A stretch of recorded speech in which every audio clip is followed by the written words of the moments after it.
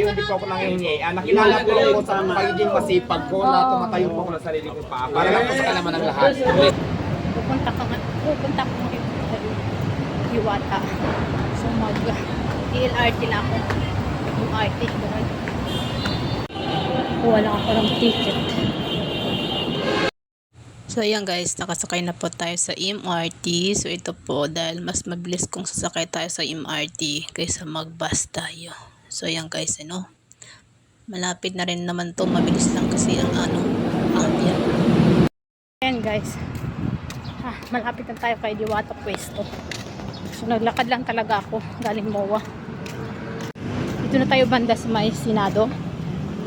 So ayan, nalagpasan natin yan.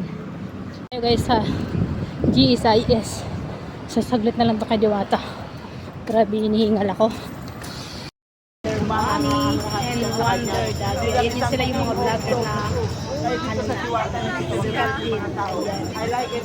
nandito sila kay Diwata. So ayan o, first time sila mo meet. Pinapanood ko lang yung dati.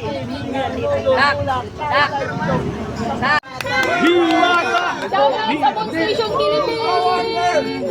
Ang daming kamera nakatoto kayo sa kanila. CEO ng Sabon Station Philippines! Hello po! Hello!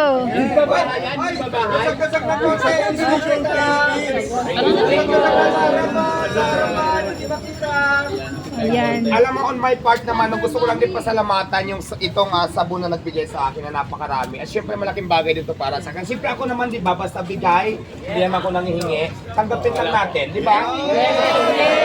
Kasi blessing yan eh.